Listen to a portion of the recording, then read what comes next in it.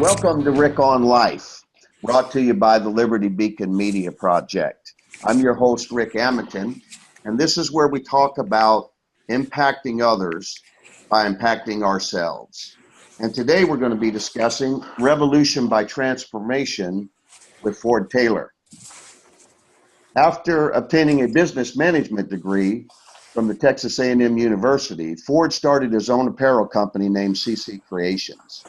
With just a few small investors, he grew the business into a $300 million operation. Ford later left his position as CEO to develop other companies through consulting. Because of market demands, he founded FSH Strategic Consultants Incorporated. He also launched the Ministry of Transformation to unify leaders to impact their local communities.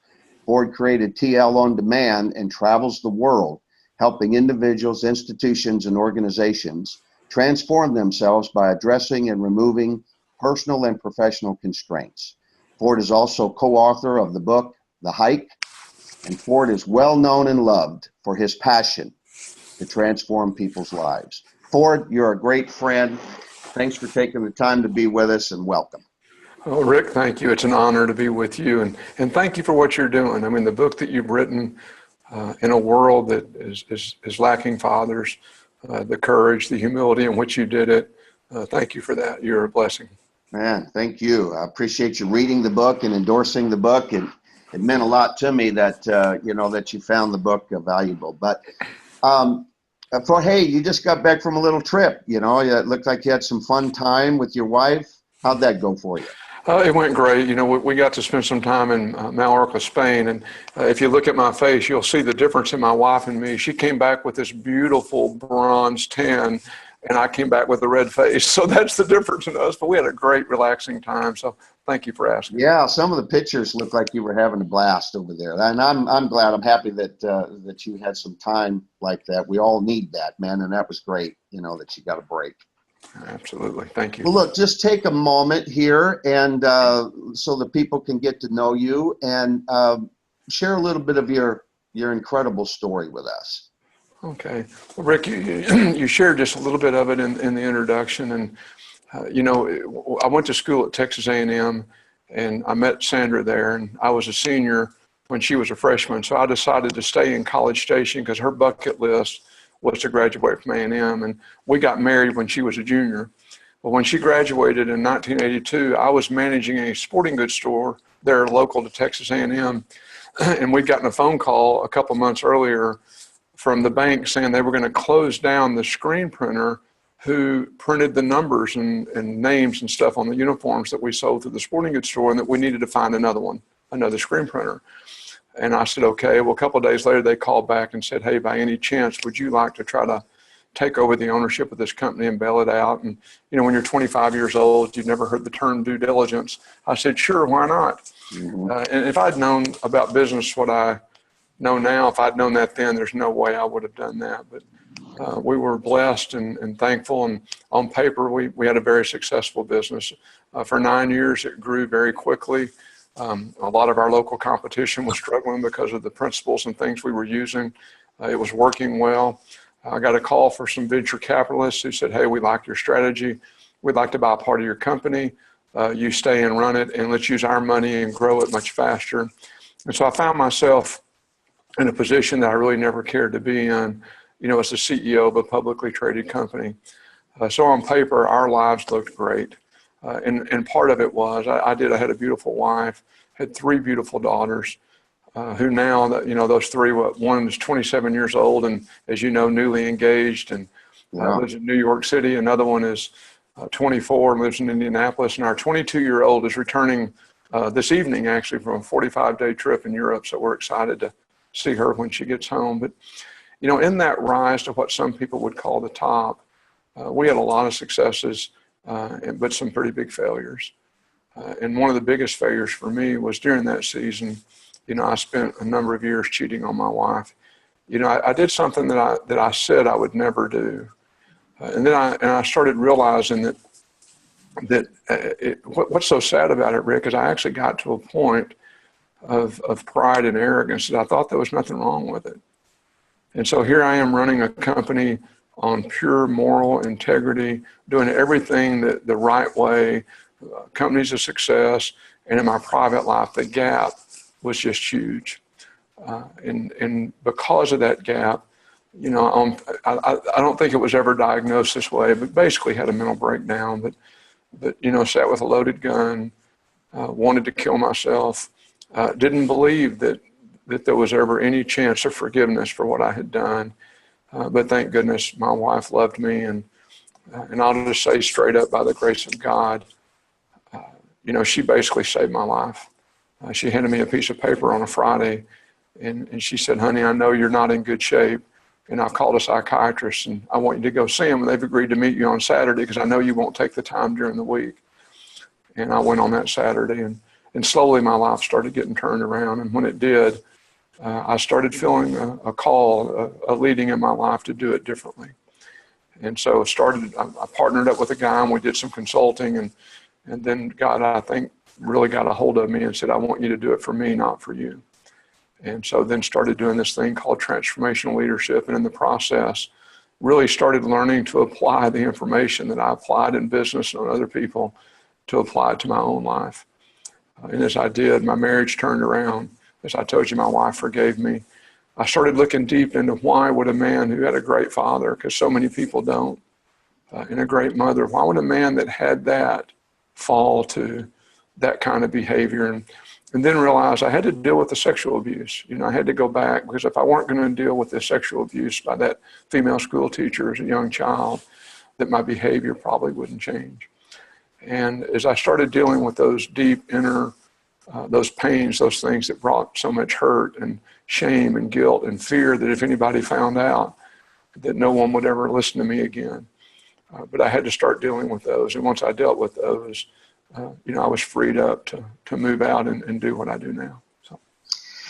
Yeah, and you make it sound like the transition was easy, but from personal experience, and I share my journey in my book.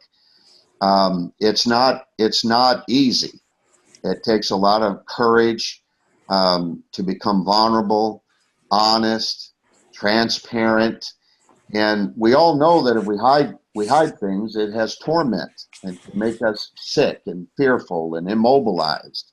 And so being willing to talk about these difficult things, in our lives, it is very, very challenging. And yet it's what the world needs more than anything, is people being honest with our human plight and our human condition, and how faith plays such a role in that.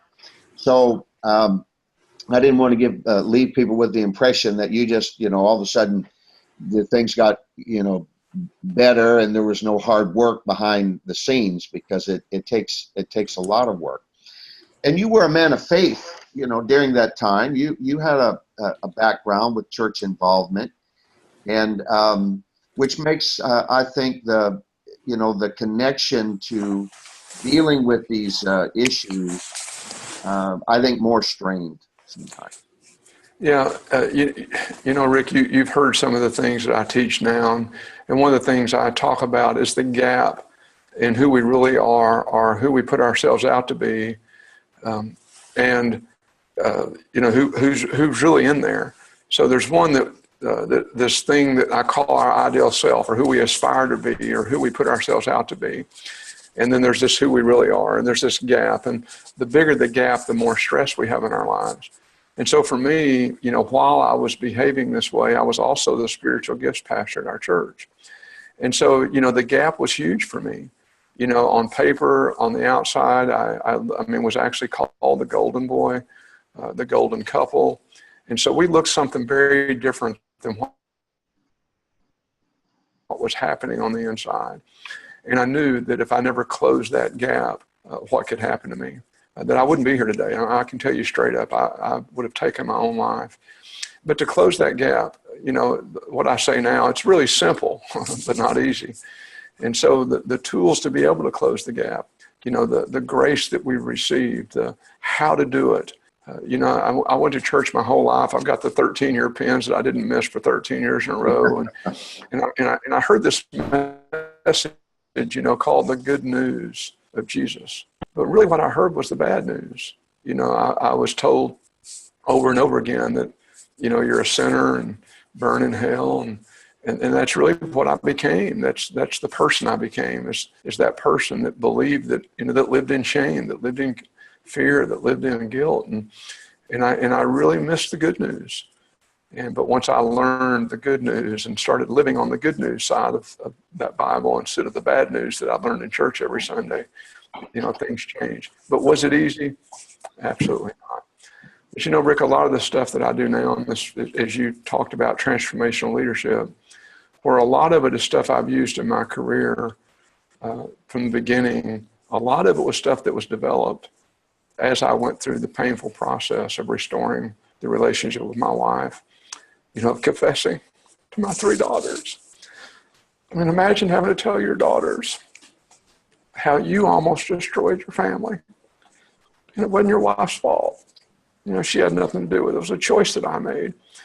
And so going through that, you can still hear, the pain of having to share that, knowing that it would break their hearts.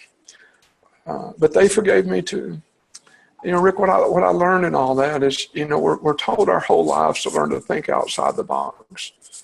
Think outside the box. Your life will be different. Think outside the box.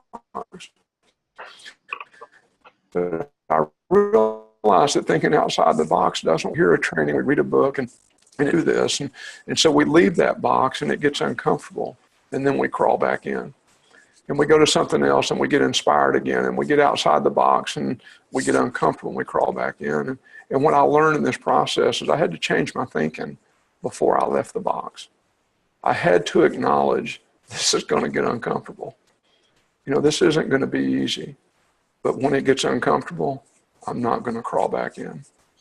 I'm going to it's very, it's very difficult. My story as well. And, I was a pastor with some real dysfunction and struggle. And, you can be successful in many areas, but when that private, inner man is not at ease and not at peace and, is disrupted, it keeps resurfacing. And it's like you say, we need to think out of the box, but then we grab on something to survive, jump back in the box, and continue on without really dealing with, the real issues that are driving behavior.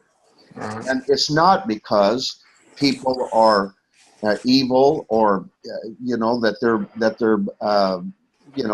coming from dark places. It's just that they're living in areas of darkness. And when you're sin conscious, you deal with that much differently than when you're God conscious.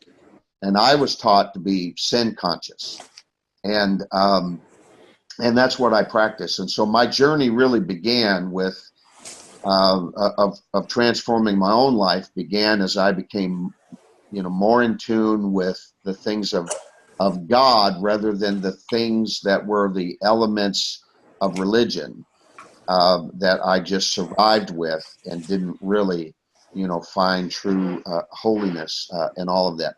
And, some people get the idea that it's only the down and out, that have these issues, but it can be people who are up and out. You were saying, on the surface, everything looked great for you. Mm-hmm. But, behind the scenes in your private world was mess. And so what we often define as success isn't true success if we don't have a peace of mind. You travel the world, and our country right now is maybe in the most upheaval I've seen in my lifetime. The unrest, the political turmoil, the social um, dissatisfaction that we're experiencing right now, as well as, the conflicts that are going on in many parts of the world. And I know you travel the world, with your work. And so I'm kind of interested on hearing your take about what you see going on and what we're experiencing, as a nation. Yeah. Yeah, Rick, I believe that we have a leadership crisis in our country, actually in our world. But we have a leadership crisis. It's not just in our government. It's in our business. It's in our classroom. It's in our churches. It's in our homes as moms and dads. And I believe the center point of that crisis, and I don't judge anybody for it because I was that person. So I'm okay. I mean, there's no judgment here. But I think at the center of that crisis is that as leaders, and of course, my definition of leadership, one of them is if you have influence with one person, that makes you a leader. So we're all leaders at some level. And I talk about organizations being two or more people being in relationship. And so whether it's a family or a nation, right, it's an organization. And I think that at the centerpiece of this crisis is that we as people, we as leaders, we've come to a place where we care more about how people see us or what they think of us or how we look than we do about those who follow us. And if we don't fix that problem, the leadership crisis is not going to go away. And we'll just break it down, for example, families. And I'll just give that example because I don't want people to think it's just the government that I'm talking about. It's all the way through. And so when I help families, and maybe the husband or the wife has done what I've done, and they're trying to reconcile their marriage, but they struggle with, once they reconcile, they struggle with anybody else finding out. They struggle with even telling their children. And I say to them, do you care more about yourself than you do your children? Because, my daughter's recently engaged and I'm doing the premarital counseling with them, and they both know my whole story. And one of the things I want them both to know is if they're ever tempted the way I was tempted, and I made them commit it. I made them give me their solemn oath, and it'll be a covenant at their wedding. But if they are ever tempted, they promise me that they will call me and tell me when that emotional spark comes up with someone else before they go down that road. And see, because I care more about my children than I do how my children see me. And if I care more about the people I work with than I do what they think about me, then there's nothing I'm not going to share with them. Even if it's dirty, if it's dark, if it's ugly, if it's something that's going to help them. And I think that's where our leadership crisis is. And if we don't get to where we care more about others than we do how they see, than we do caring about how they see us, then the lies will continue, the corruption will continue, the racism will continue, the divorce rate will continue. But it's systemic. But anyway, I believe that's the root of the problem. Yeah, from my storyline that, I think that fatherlessness is a huge problem. And we think of it only in the nuclear sense, the biological parents, involved and so on. But there's a huge gap here between taking accountability out of just a decent practice to something that is absolutely essential. And, authority has a much higher position when it's authentic and genuine, and not just to, for some secondary ulterior motive, Right. Transformation. Let's talk a little bit about transformation. Oftentimes a word comes up, there's a general understanding, everybody's kind of on the same page. And then, after it goes through different segments and different groups, you get down the road a little bit and you find the transformation doesn't have, in the same intention that it was designed with. And I think transformation is one of those words that you're not real sure anymore when you're talking about transformation, what that really means. And I know you have a very solid way of looking at that. Share with us transformation. Okay. Well, when we first started doing, or when I first started doing this thing called transformational leadership, it is a program and it does work. But when we first started, people saw it as something that worked, but as a class, a training, a teaching, and equipping. Well, over the last 15 years, that word has become a genre. It's not, and because it's become a genre, it's hard to want to go to something called transformational leadership or transformational living or transformational finance because it's used so much. Transform your house, transform your face, right? Get new ears, right? And so because of that, it's really shifted. And so a few years ago, we almost changed the name of our training because of that. But a lot of people said to us, "No, you're too far down the road. Don't change it. Just stay the course." Because the word itself comes from the Greek word metamorpho, which means metamorphosis, which means change. And so the word transformation merely means changing from something that we are to something else. And so I had one transformation 20-something years ago that changed from a pretty good spiritual foundation to someone who cheated on his wife. But that was a change, and it was a transformation. It was just the wrong direction. Right. And so the kind of transformation I'm talking about is the starting point of where we are now. Who is the man that I've become, and who is the man that I'm becoming? And so the transformation that we're talking about is becoming something different than we are today. And we're talking about becoming someone, let's just go ahead and go there because it's all in your book, okay? And for example, the leadership crisis in the church, okay, or in the mosque or the synagogues. One of them, I believe, is that pastors have come to a place, and there's no judgment here because I was one, okay, that they care more about how their congregation sees them than they do about their congregation. And there's no judgment in that comment. But based on that, we spent the last couple of thousand years making Christians and very little time making disciples. And so when I talk about transformation, I'm talking about making disciples, making followers of Christ. And of Jesus. And so Paul says, only follow me as I follow Jesus. And so when we're talking about transformation, we're talking about becoming more like Jesus. Peace, patience, hope, and joy, long-suffering, goodness, faithfulness, self-control, meekness, humility, unconditional mercy, grace, forgiveness. And that leads us to a place with the Father of power, authority, honor, glory. And so we're very specific. But what we're really talking about, Rick, is what you're talking about.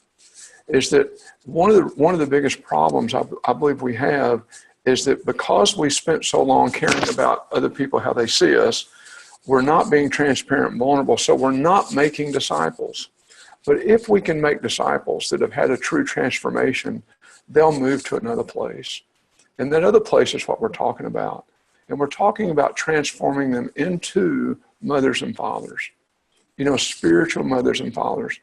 Because we can't all be physical mothers and fathers of the world, but we can be spiritual mothers and fathers. And what's the difference? The difference is if you're a parent and you're listening to this show, then there's nothing that your children can do that would cause you not to love them and cause you not to forgive them. You know that. And if we can find that place as people, as Christians, with other people, then we can fill a void of mothers and fathers that's so huge out there. And what that would mean is that any of the young men or women that I mentor or disciple or father, that there's nothing in the world that they would be afraid to tell me. I tell people, I know stuff about my girls that no man wants to know. But you know what? I'd rather know than not know. And so, but a mother or father, they're not going to be judgmental. They're going to be loving. They're going to be forgiving, but they're also not going to enable. They're not going to enable people to stay in the muck they're in. They're going to help them get a transformation out of the muck by not enabling, but there's no judgment in it. No matter what the past is, no matter what they did yesterday or this morning, we're going to love and we're going to forgive and show mercy and grace as a father would or a mother would to their own children, because that's how we're going to fix this problem, right? Yeah, and one of the more more amazing aspects of what you do. And, people may not realize that there is quite a active movement right now to take these principles to the corporate environment. And, you're not just talking about Christians and churches, although you work with them. You work with Fortune 500 companies. You work with larger institutions, and these principles, have been lost in the corporate mentality, and yet there is now an openness to actually look at true, transformation, even on the business side of things. Yeah, Rick, you're right on. I mean, even some government offices, and even in other parts of the world, in places there are, equal or more corruption than we have, and they're even more open to it. They're asking me to speak in other countries on corruption and racism and how to fix it. And you're right, inside of companies, there is a big move in the marketplace around the world, and specifically in America, around getting these principles. And so, as you know, the way we go about it is we call it transformational leadership, but we go into these corporations or classrooms or wherever we are at universities, and we give them these foundational biblical kingdom principles, but we give them to them in a way that we call plain glass. In other words, we don't put the scripture to them. But they're truths. It's like oxygen. It's like gravity. If you don't believe oxygen exists, try not breathing for about 9 minutes and see what happens. If you don't believe gravity is real, go to the top of a 10-story building and jump, and you'll know it's a principle that you can't start, you can't stop, but it's real. And so much of these principles that we're teaching, that's the way they are. They're kingdom principles. We didn't make them up. They work simply by implementing them because God put them in place. And so we give them to a way, as you said, in corporate America or other places. In other countries, we have lots of Muslims, atheists, Buddhists that come into our training, and a lot of them find Jesus because they can't deny the truth of the principles that we teach, even before we tell them where they come from. But there is an openness. There's a big openness. And if people try biblical principles, even if they don't believe Jesus is the Son of God, if they try them and they watch them work, they become very open to something that they haven't been open to. And the key, as you said a while ago, Rick, having been a pastor, it's not the norm, at least that I know of. I haven't found it. There are places, but it's not the norm to go to church and get the practical application of how to run your company, of how to be a husband or wife, of how to be a parent. We get the theory. We get told about the love. We get told to be vulnerable and transparent and walk in humility. But we don't get the practical, okay, how do you do that? How do you serve your employees by teaching, training, and equipping them? How do you lay your life down? How do you do discipline? How do you resolve conflict? So we get the theory, but not the practical application. So we try to give people the practical application of the most beautiful theory in the world, and that's the grace of Jesus. Yeah, a lot of people, I think, are turned off. They think that they're turned off with God, but really what they're turned off with is religion and its presentation of who God is. And it's a hard thing to admit, that I was raised in church, around church. I mean, I had a very tough beginning and some problem in my, early years. Before I made a solid commitment to faith and started pursuing ministry, finding, a considerable amount, a respectable amount of success in that. And yet, there were always these nagging things in me that were associated with my religious practice. And there was a disconnect between me and the deeper levels of connecting with God as a Father. And I had to hit bottom, unfortunately, and I had to just about destroyed my life and my wife and my family and ministry and business and everything else, really. Before I realized that this really wasn't about rules and restrictions and regulations and tenets of faith and dogma and all of that. It was about a real relationship with God. And I don't think the world at large and even business has refused any of that. I just think that it's been so camouflaged that they couldn't see that there was the potential in the things of God for the world. And whether it's all the way down to ourselves as individuals and our families, or whether it's as CEOs of large corporations. And so I think there's this move now back toward the divine principles that are not so camouflaged by all the trappings that go with religion. Yeah, absolutely, Rick. I deal with this a lot inside of companies. When the light bulb comes on for them, well, hold it. You're really telling us about the gospel. I mean, I don't say it, but the light bulb comes on because there are people in the room. And regularly I hear, well, I now realize I'm not mad at God. I'm mad at religion. Just a quick story. I mean, just this last month, I did a training inside of a company, and the ownership of the company, the president, and a lot of the senior team are high faith people, and it's in an industry that's rare that it's high faith, and so we've been working with them for 3 or 4 years, and they brought a new crop of their management through the training, and because I'm dear friends with them, I do this one myself, and one of their young men came up to me at the end of it and said, I've really struggled with something that I've had trouble believing, but I believe you're a person I could hear that from.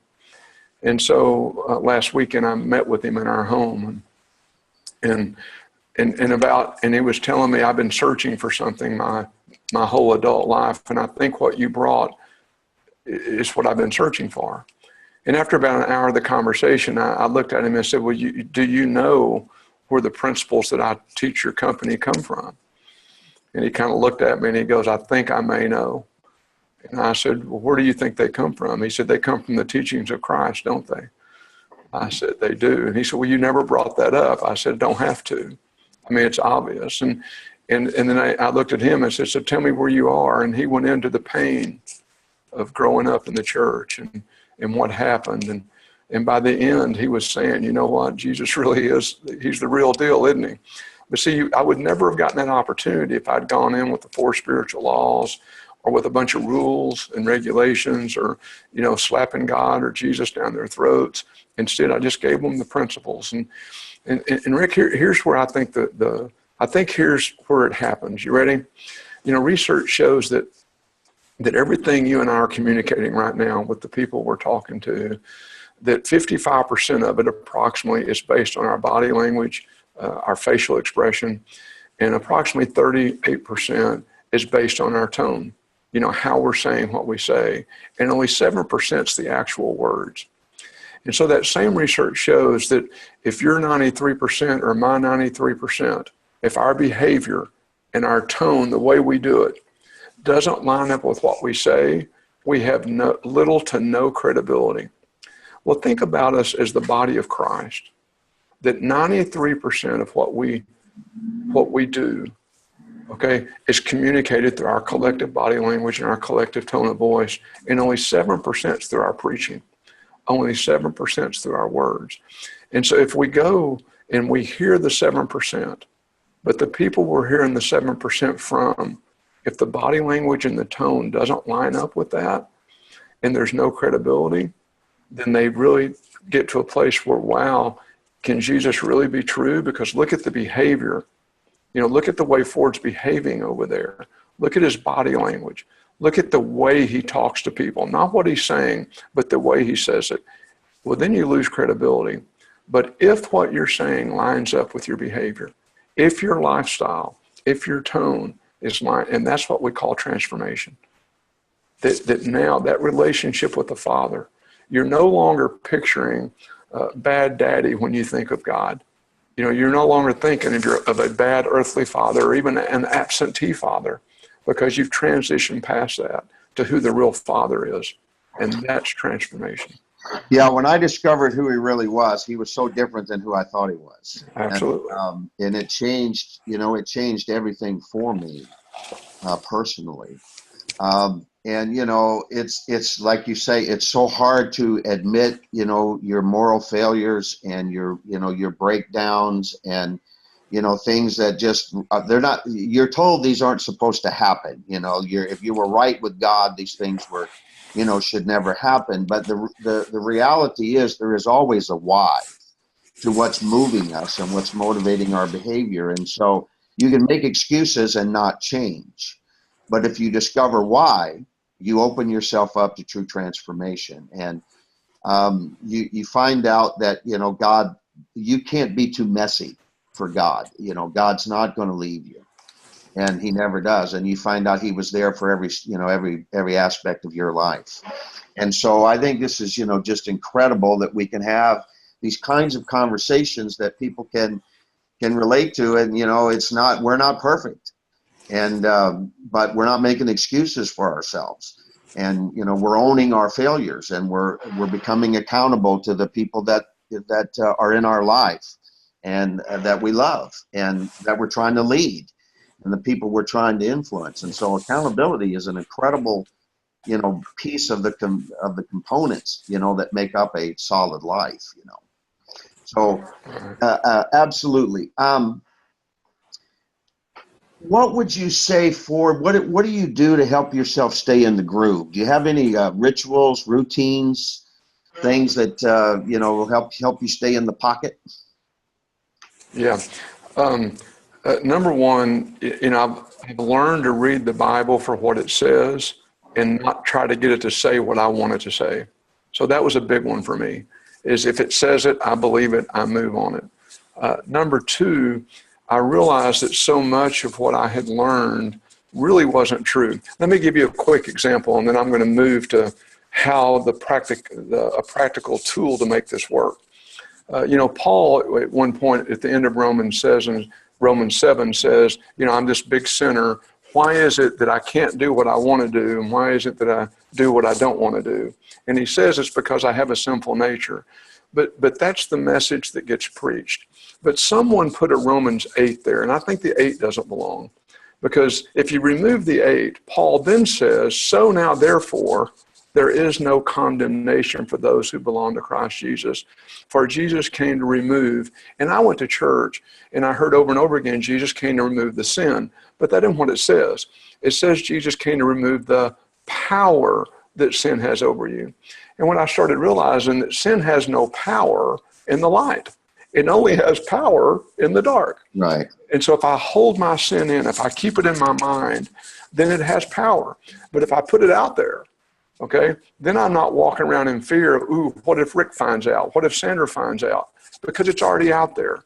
And when you already put it out there, it loses its power. And so the concept that we came up with was something that we call bumper buddies or bumper people.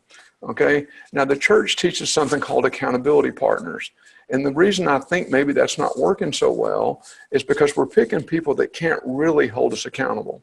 In other words, if I'm the CEO of an organization, I can hold my employees accountable for doing a certain kind of job. If I have a boss, they can hold me accountable. My pastor can hold me accountable to live by the rules of the church or kick me out. My wife can hold me accountable to live the right lifestyle. But we're not talking about that. We're talking about people. It's built on two things, love and trust. In other words, so I have lots of people around me that I call bumper buddies. And so one of them, all of us need people that, what I say is that we see their taillights. In other words, they're our discipler, they're our mentor, because they are further along in some area than I might be. Right. And then we also need people that see our taillights, that we're mentoring, that we're discipling. And then this other large group of people is that we're walking together and we're bumping people back on the road. In other words, they're our guardrail. And it means that they love us enough to tell us if we have lettuce in our teeth. They're not going to let us walk around with pepper in our teeth. If they see that something's off center, They love me enough to tell me. They don't hold on to it. And the second thing is I trust them enough that there's nothing in the world I can't share with them. There's nothing. If I fall to pornography, I don't have to hold on to that.